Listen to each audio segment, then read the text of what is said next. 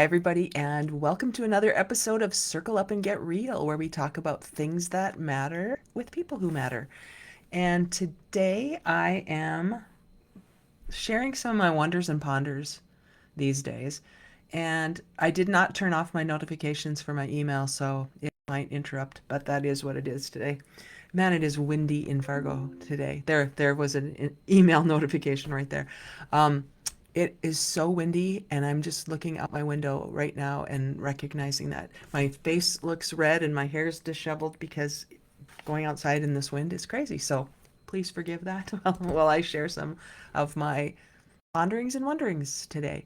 So I've been thinking a lot about this word dwissywid, and I'm not sure if you've ever heard that word before. I first heard about it from my friend Steve Farber. I think he was the first person who ever said it like that.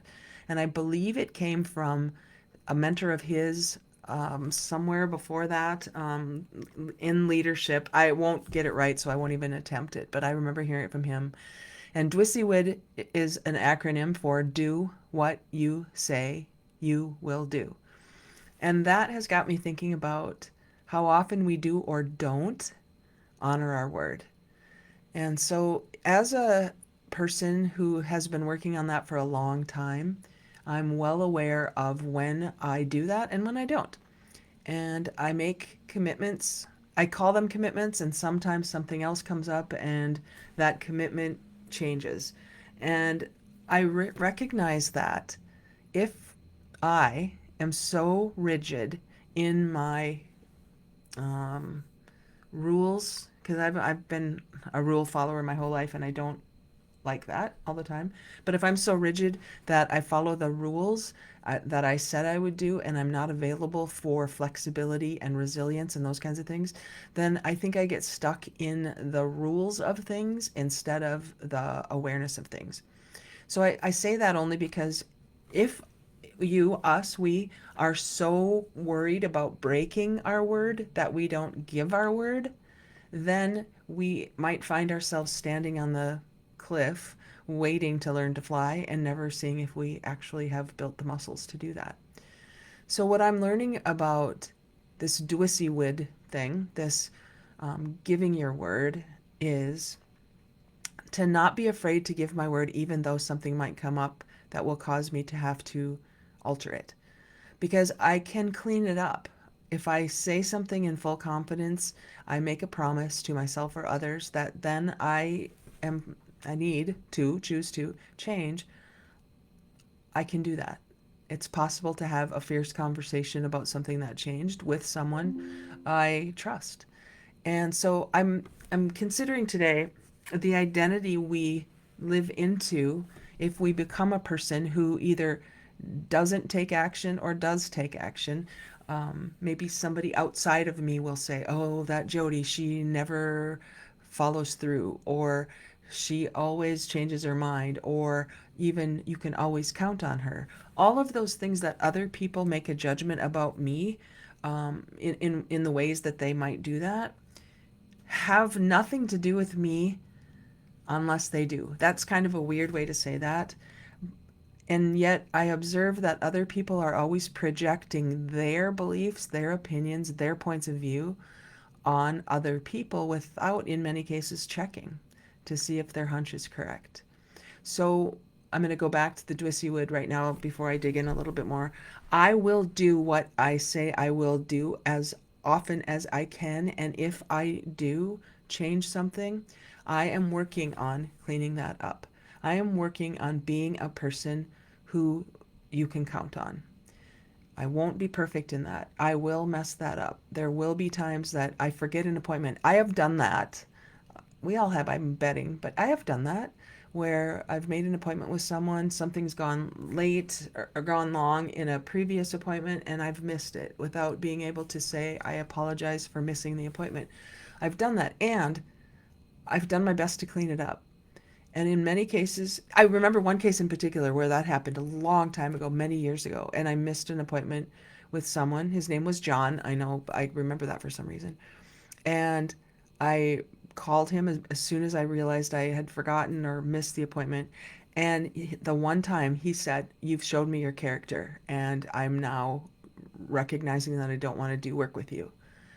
And I took that so personally back then. And I thought, oh my gosh, this person was counting on me and judging my reputation based on how I missed the appointment. And I beat myself up for a long time. In fact, I remember it even now. I remember this guy's name. It's so weird.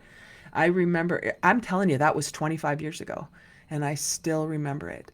And so those, I'll call it a negative, but a less than desirable outcomes tend to stick in my mind more than the positive ones do, even now, even after all this work. And yet, he also showed me who he was in that moment. He showed me that maybe he isn't someone I want to do business with.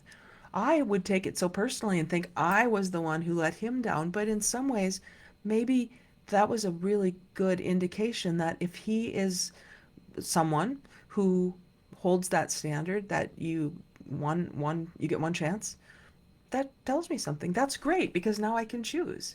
I remember choosing to do something with someone several years ago, and it was a big contract, and I was going to pay this person to do some work. And I thought about it, I pondered it after I'd signed the contract, and it just didn't feel right to me. It just didn't feel right. And so I contacted this person and said, I've thought about this. I know I signed the contract, and I know it I wouldn't be going forward in the contract in good faith if I didn't tell you that I've had second thoughts and whatever that means. And this person said to me, "Got it. I will never do business with you. Just know that going forward, if you cancel this contract, I will never, that's it." And again, this was years later. I think that happened maybe 4 or 5 years ago now. But that didn't have the same effect on me. And I didn't judge that person. And I didn't think, oh, this person thinks they're so amazing. I just thought, okay, great. That's how you do business. I get it. That works. All right. And I realized that this wouldn't have been a good arrangement because I'm working on flexibility and resilience and all of those things that I can hold a standard and I don't have to be so rigid in that rule. And so that's what I'm working on for me. And so that relates then to attachment and commitment because if I make a commitment to something, but I'm attached to the how of it, I lose my flexibility. I lose the opportunity to see the detour and learn from the detour. And so, yes, I'm committed to things and I'm working on not being attached to the only way to get there being the way I think it should be. And then that brings up another word I've been using lately, and thank you so much to Erin Hendon for introducing this word to me. It is cottywomple. And the word cottywomple means to move purposefully in a vague destination. And I introduce that to some of my clients, we recognize that it's okay to take a step forward even if you aren't positive of the outcome. Because otherwise, you're staying stuck in a ready, aim, aim, aim, aim, aim world. And I understand that. I understand there are people who really are wired to see all the steps before they take the first one. And yet, for some of us, that is paralyzing.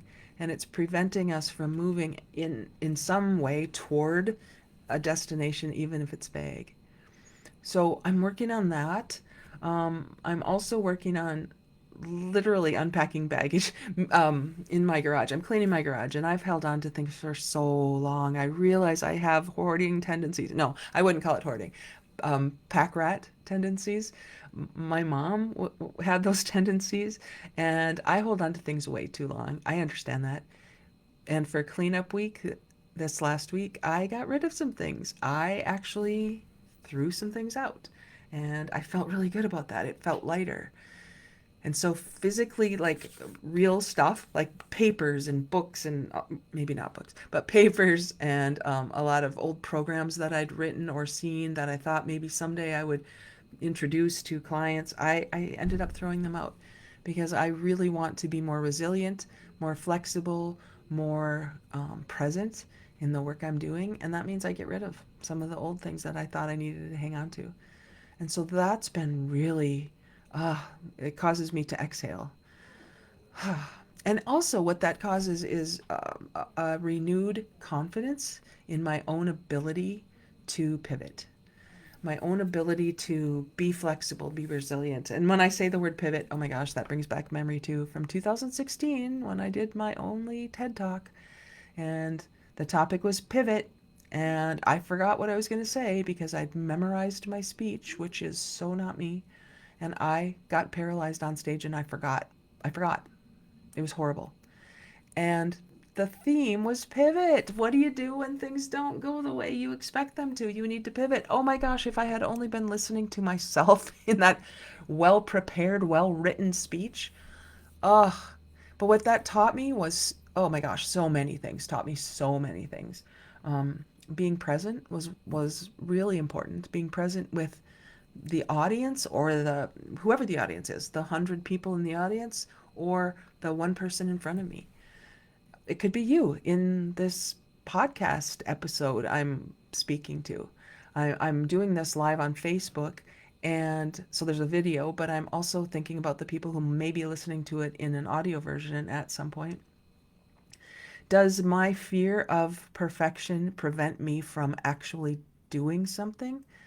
It did for a while after that 2016 talk. And yet I needed to get back up and do it again. It took me a while. And then I'm reminded of the first time I took my coaching certification exam, and I failed it for many reasons. It took me a year to retake that exam so that I could go through the process of getting the certification so that I could follow the rule about doing coaching the way I wanted to do my coaching, which was in a certified manner. And so all of these things have made me who I am. And if I stayed stuck in who I was when these episodes or learning opportunities happened, I might never have been able to actually use what I was learning. I might have only ever been a book learner and not an experiencer of things. So that's what I'm also working on.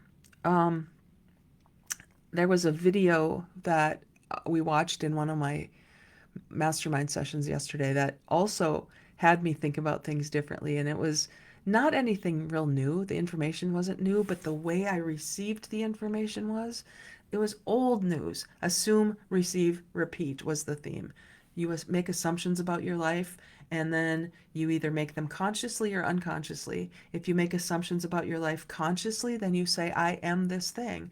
I'll use my bike as an example. I got an e-bike, and it was about 2 months before that I made the decision in my mind that I was going to have an e-bike. And in my mind, I became a bike rider. I have a bike in the garage, but I never ride it. I made an assumption or made a judgment that it would be too hard, and when it gets hard, I quit biking. Going up hills or I know it was a 10-speed bike or whatever. I could have made it happen. I just didn't do it, and it was hanging in the garage. It wasn't inconvenient, but it wasn't really convenient, and over time, it just kept hanging there, and over years, it just kept hanging there and didn't get taken down. So for some reason, I just made this decision. I was going to become a bike rider and that I would have no excuse because I would have electric assistance if I needed it. Um, and so I researched and I invested in this. And in my mind, I became this bike rider before I actually had the bike. And that was the assumption then. Assume, not wish, not hope, not even manifest. It's when you assume what you have in your mind is actually true right now. And you do that in consciousness. It becomes your conscious awareness. I'm reading my notes that I took when I watched this video yesterday. Don't keep your desires at arm's length. Stop tiptoeing around your desires. And in some cases, I think I'll say I, would not put a desire out to the universe because I would think, what if I mess up? What if it doesn't happen? What if I do it wrong? And who says I deserve this? Those were some of the things that would be in my mind that would prevent me from doing it. Um, and I didn't at that point shift from wanting it to having it, from wanting it to knowing it. And a lot of times I would have these wild and crazy ideas and I'd think, oh no, that would never work for you. You could never do that. This is the little voice in my head trying to keep me safe. And so yesterday when I watched this video, I thought, well, this is what I did with the bike. I just saw it already done. It was my consciousness, which has been there the whole time, but has been uncovered or covered up by my unconscious, which is trying to keep me safe. And so that first step, assume it's already true. Because we've been taught, haven't we, that we make no assumptions because it makes an ass out of you and me.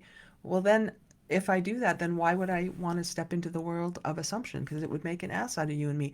Yeah, only if I don't follow through, only if I don't take it from my conscious, if I take it from my unconscious safety, fight, flight, freeze, fawn space to my conscious, which says, oh, I can see it in my mind. It's just a matter of time before I actually am on this e-bike. So that's true. And then the second step is receive. Get out of your own way. Don't check. Check on it. How's it doing? How's it doing? Oh, I'm going to have this bike by, whatever date. And then stop checking in on it. If it's meant to be, it will be. And once I made the decision to purchase and where to purchase and all that stuff, well then, I mean, they tell me it's going to be delivered on Friday. Well, it's going to be delivered on Friday. Stop looking at because I did this. I'm serious. I did. I'd look back. Okay, the order, you can track it, and I'd be looking at the track. Is it here yet? Well, no, they told me Friday. It's going to be here on Friday. But I was so impatient. I got so impatient because once I saw it, once I saw it in my mind, once I saw myself on this bike, by the way, I'd never ever ridden an e-bike before. I didn't know anything about riding an e-bike. I had sat on one in a local store, but I'd never ridden it. And I I don't know what it was, but the law works. This law of creation of I'm not even going to call it manifestation, but of feeling it done, feeling it completed, being in the space of it already happening. It's just a matter of time before I could step into the actual receiving of that. So the law works every time you stop interrupting it. And that was such a great reminder yesterday. How many times have I interrupted this law that is just a law of nature that things happen this way? And I would prevent them from thinking, I'm not worthy, I don't deserve it, it'll never work, all those weird thoughts. So I am learning to trust the universe instead of trying to micromanage it. And that's another thing that this video talked about. So assume, then receive, and then repeat. Put it on repeat. Whatever you repeat is how assumption becomes natural. Whatever you repeat. So if I repeat this assumption that I don't deserve it, and then something shows up that I want really badly, but I don't deserve it, and that becomes my pattern, why would I be surprised that that keeps happening to me? Poor me. I found myself a lot of times in my life in that victim mode. Well, yeah, you have money or you have connections or you have whatever. Sure, it can happen for you. It can't happen for me. That became a pattern. And that was what I was repeating, again, with subconscious or unconscious safety maybe in mind. Oh, don't get your hopes up. I mean, I was trained that way. Don't get your hopes up so you don't get disappointed. And I'm reminded of a quote that I even wrote in my first book, or I referenced in my first book. Blessed are they who expect nothing, for they shall not be disappointed. And that you can take that two ways. That's a whole other conversation we can have. But so if you have a goal in mind and you have this space, I don't even want to really call it a goal, but a desire in mind, and you see it and all this stuff, and it doesn't happen by the day you want it. Um, let's say the delivery got delayed or something. Don't stop and go see. I told you it'll never happen for me. They told me it was going to be here on Friday, and it's not here on Friday. I can't trust them. That's the going back to Dwissywid again. We'll talk about that again. But just expand the timeline. I mean, just expand the timeline. Okay, so it didn't happen on Friday. I bet it'll be here on Monday. And I can have disappointment about that. I can be disappointed. I was so looking forward to riding it this weekend and it wasn't here. This isn't true, by the way, because it was here on time. But if it weren't, don't be disappointed in the timeline. Just extend it. Stay in the space of it's just a matter of time before I am touching it or feeling it or experiencing it. So this is not a technique, it's a lifestyle. And we can use techniques all the time. We try that all the time, don't we? We try the technique. I'll do that thing. I'll try it for a week, and if it doesn't give me the result in a week, then I'm not going to try it. I'll try something else. Because we get so interested in things, but we lose our commitment to them because we want it now. We want it on our timeline. We want it fast. We're in a microwave society, and we don't think that it works if it doesn't show up really quickly.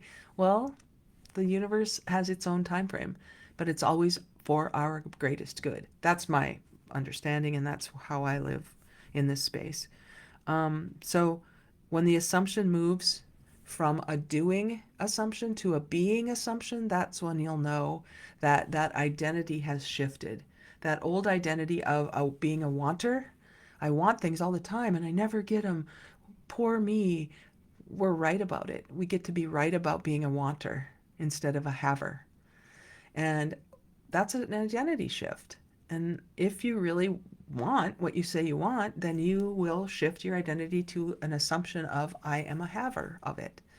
And that's what I did with the bike.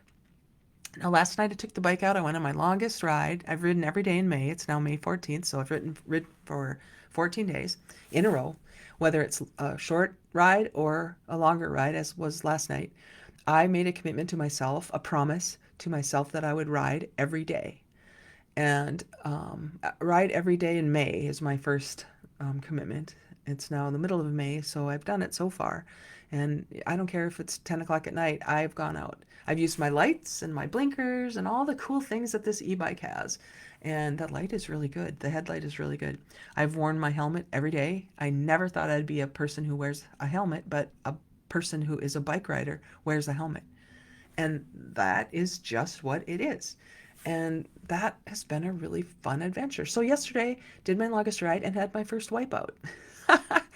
Oh, I was turning a corner in a park here, and there was this a hair clip. I think it was. It was a heavy duty plastic, probably that big. I'm holding up my hands. I don't know, 3 inches long, and I ran over that, and it shifted, and it caused my bike to spin and me to fall off my bike, and the pedal hit my left shin, and I have this really big bruise on it right now, and it hurt. But I was on the way out on my ride, not on the way back. So I had to keep going. And I was in some pain. It hurt. And I hurt my other knee too because I fell on the other knee. I have grass stains on my pants. I mean, it was a pretty cool deal in a weird way. And there were people, nobody stopped. Nobody looked at me like I was crazy. I got back on the bike and kept going.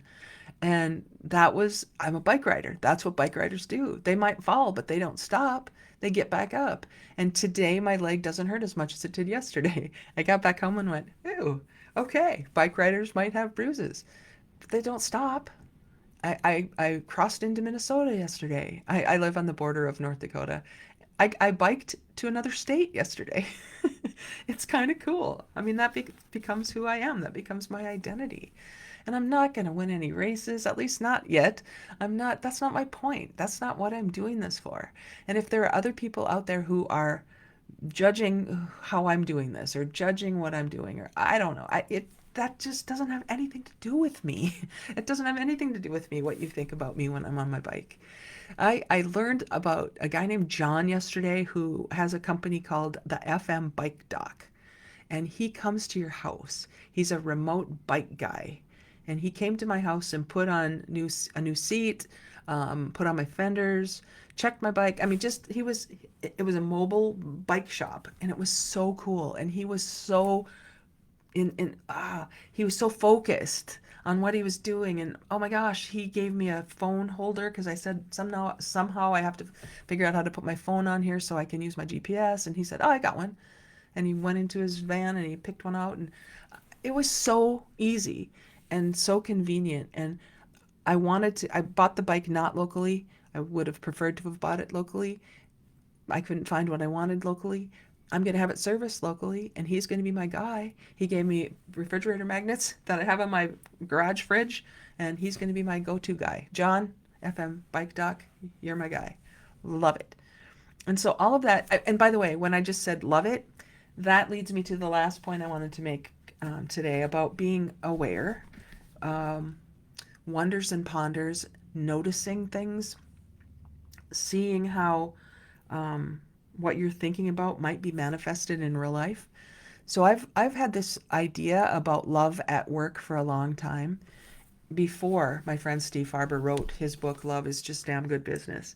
Steve is the one who said, do what you love in the service of people who love what you do. And he made it clear that we can use the word love and work in the same sentence. I go back to a book I've studied for a long time called Loving What Is by Byron Katie, and how her work, which is called The Work, can actually help us love the situation we're in, even if we don't like it. Kind of like your family sometimes. You always love them. You just don't always like them. And our lives are like that. Our people, our situations, our coworkers.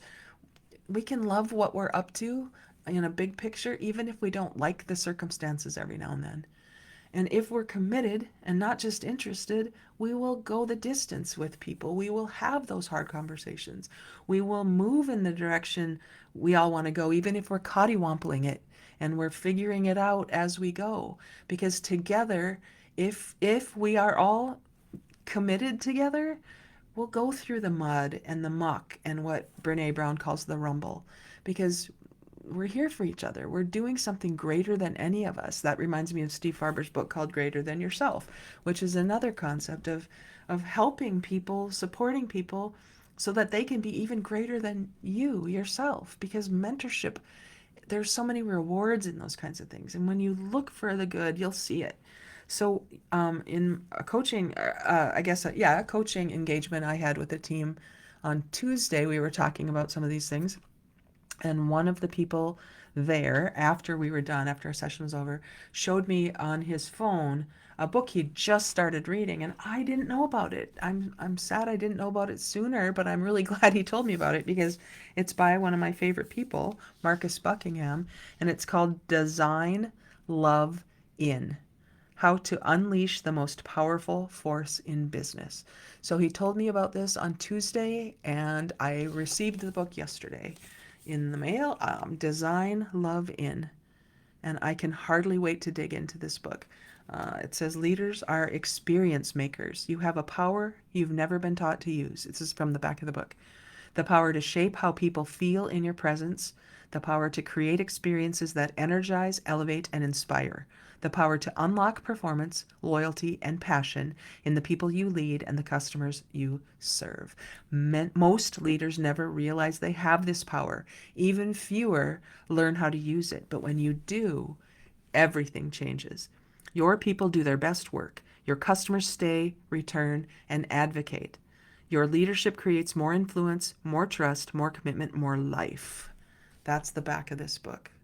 And this is kind of in a similar vein that Chris's and my book will be. Our book called Roots, which is, I think it's at the printer, Chris. I think, oh man, it's so close. We're going to get the copy back this week, and I think we will have it ready. So look for that. Roots is, the subtitle is The Human Framework Beneath Thriving Teams. Love is part of that. Caring is part of that. Having a horizon you're shooting for is part of that. Being embodied in your desire to achieve and be whatever it is you see yourself being. It's all part of our structure that we've created. And a lot of what I've shared today comes from the work Chris and I have done over the past, has it been 2 years, Chris? Man, it feels like it has. 18 months that we've been working on this book. So all the things we've been talking about, or I've been talking about today and sharing, do as you would, do what you say you will do. And if you can't honor your word, if you can't honor your word, then clean up what you've said. Just go back and apologize and own it. It's not the end of the world to make a mistake. I've said everything I think I'm contemplating and pondering today. So if you have any thoughts about any of this, take some action in your life toward what you truly desire, and go in the direction of your desire, even if it's not fully figured out yet. Cottywomple. Just move purposefully in that direction, even if it's vague. You can do that by finding a way to be real this week. Radical, energized, authentic, learning, focused. Pick one. You don't have to do it all. Just make a move towards something and let me know how it goes. I'd love to engage. You've probably figured that out by now, but I'm one of my main purposes in my life is connection. I love to connect with people individually for me. I love that. And I also love to make connections. So I know a lot of people in a lot of situations, and I'd love to put you in touch with somebody I might know who can help you in whatever area you're looking at in your own life. I don't yet know the how of all of this. I don't yet know the how to get the word out about what it is I'm committed to. I just keep going. I just keep going. We're in season 7 of this podcast. Every week, almost every week, I do a podcast episode, and I'm here to support and to do this work. Every day I'll ride my bike.